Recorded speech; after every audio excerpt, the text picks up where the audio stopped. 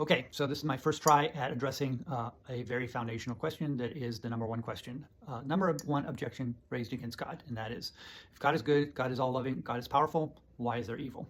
And so let me say that in this short little thing, I'm going to first address it by saying that question is philosophically absurd.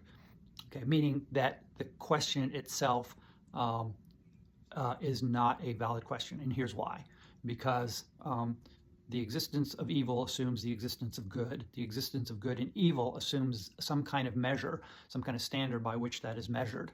And that standard, for it to be actually a true thing, needs to be something outside of what people prefer, what people believe. Because if it's a subjective belief of human beings, then it is floating around untethered to anything solid. And so it loses its objectivity, meaning it's for it to be a real thing, it's got to be anchored in a source of moral authority that transcends human beings. Okay, and so if it is anchored in a source of morality that's not human beings, that's generally who we call God.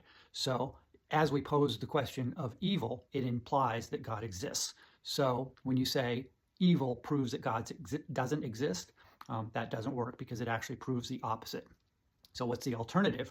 The alternative is, if God doesn't exist, then good and evil don't exist. And so that is the philosophical conclusion that an atheist, somebody who doesn't believe in God, has to arrive at. And thus it diffuses their very question, because if they say God doesn't exist, then good and evil don't really exist in any objective form. And therefore, the question that I'm posing about evil is a meaningless question, because the evil that I'm talking about doesn't really exist in my worldview. So got to get that straight first.